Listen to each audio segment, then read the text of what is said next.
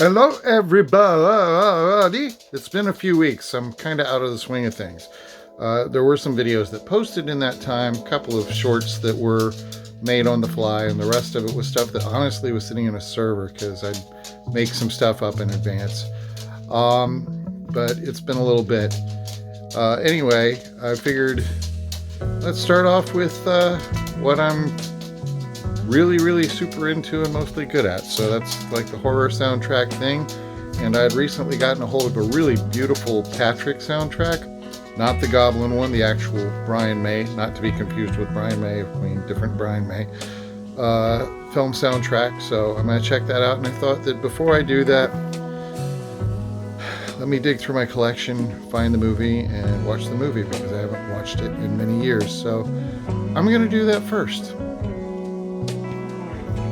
Honestly, what I have is a rather murky looking old VHS rip, so, hopefully it's tolerable until I can get my hands on a better copy. It does have particularly rich use of melodic strings and horns. It's very nice. Whoa, there's no continuity. Now I'm dressed entirely different, and well, it's another day is why. This is how it is that I'm going about making videos in my spare time because it's been really rushed lately. Anyway, we were on the topic of Patrick, and I was reviewing the film again the other day. I hadn't seen it in some time. This film has kind of a strange history in its distribution. It's an Australian film and tells the story of a young man that basically he could have been a sociopath, I suppose. Definitely homicidal.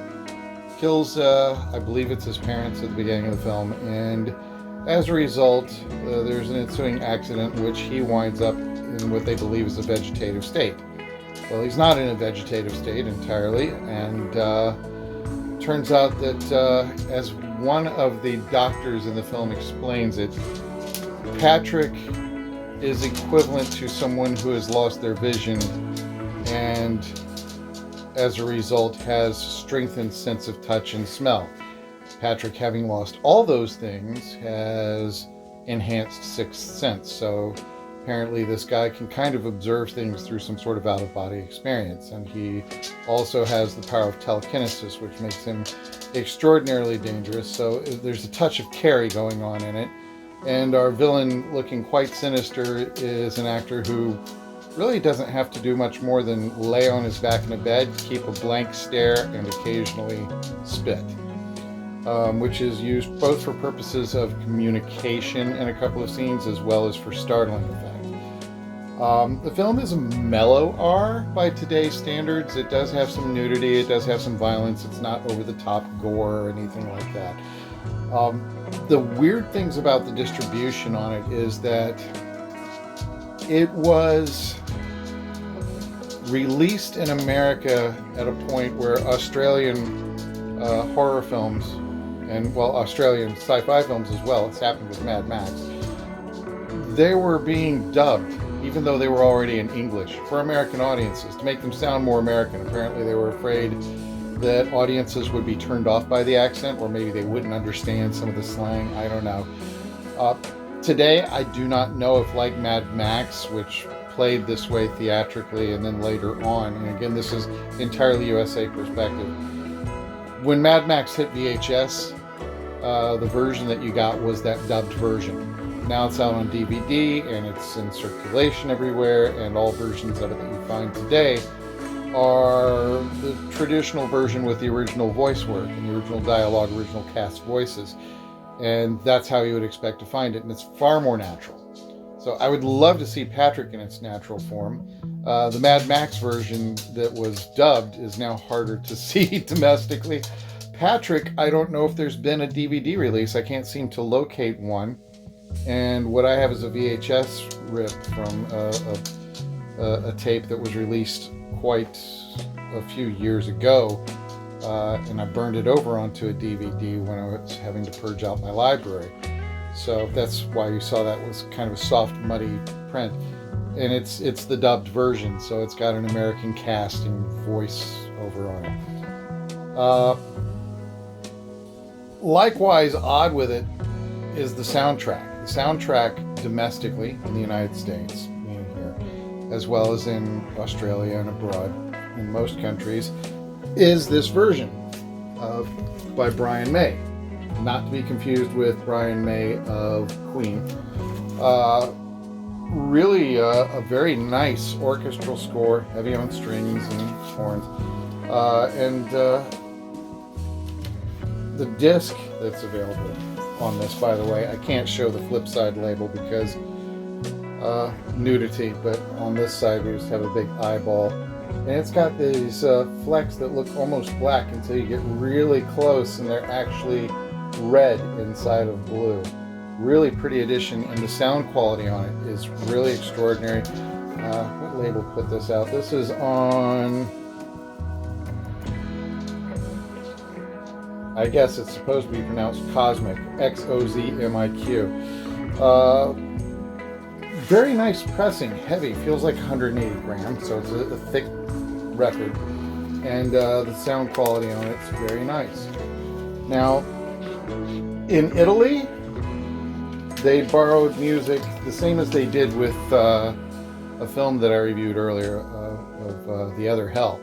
They took music from Roller and from a couple of other projects, and maybe one or two original tracks, I'm not sure, and they made a soundtrack for Patrick for release there.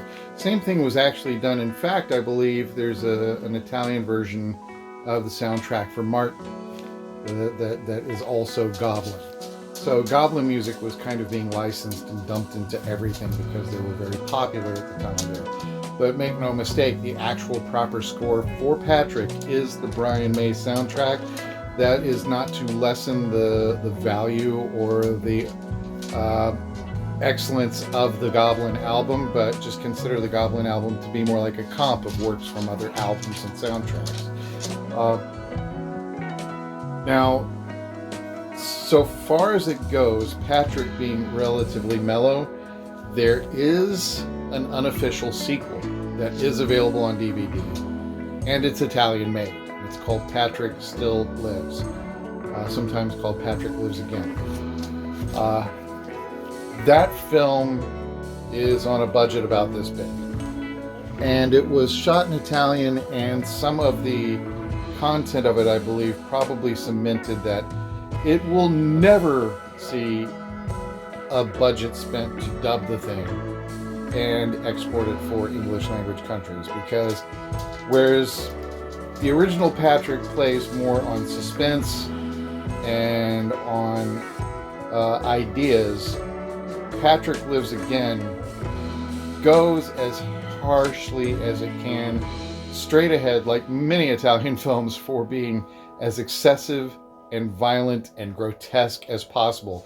So there's one particular homicide in that I cannot even describe in this video what happens to one of the cast members, because it's downright lewd and horrible, and the camera does not cut away, does not shy away. It's just, if you like Patrick, you may not like Patrick Lives Again, or you may love Patrick Lives Again just because of its sheer audacity and extremity. So just so you know, it's out there. It's not an official sequel. It wasn't licensed or anything. It's something that was just done and has the themes and has the character. Different cast member, of course, playing him, but with a similar look. Anyway, that's it for Patrick. There's also, so folks are aware, that if you're a fan of Patrick and you've never seen it, Lucio Fulci did a film called Enigma, spelled Aenigma, I believe. I hope I did that right. Trying to do it inside my head. And Enigma is kind of a crossover of Carrie, Patrick, maybe a little bit of The Exorcist, a girl that's basically subjected to cruelty and pranks, winds up in a coma because she's struck by a car and they didn't intend for it to go that far. But they're really not remorseful, these youths. They're obnoxious. So lo and behold, another student is introduced into the school that she was attending, and she kind of does this out-of-body experience thing, steps into this other young girl, and it turns into sort of basically the living possessing the living, using them to interact with society. And homicides that are supernatural in their appearances, because even from that hospital bed, yes, very much like Patrick, filmed very similarly with some of the implications.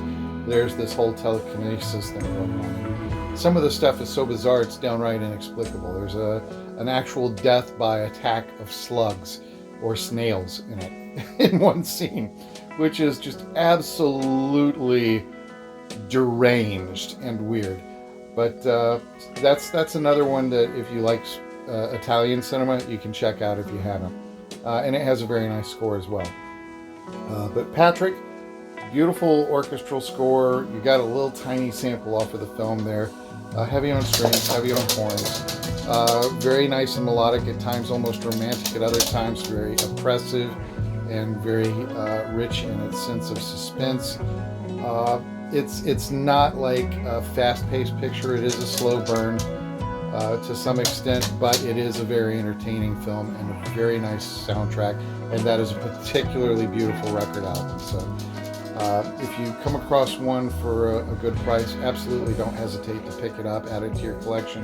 If you collect soundtracks, you'll be glad that you did. And if you run into an opportunity to see the movie, see the movie. It is entertaining. It is a lot of fun.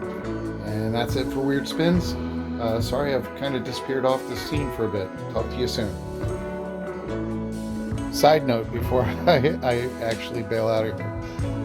Brian May did also do the score for the original Mad Max and the sequel to Road Warrior, which I think is just called Mad Max 2 in some territories, and Cloak and Dagger. The director, Richard Franklin, also did Psycho 2 and Link. So that'll give you an idea that as a director he has a very strong visual sense and a good sense of pace. So that's it. See you real soon.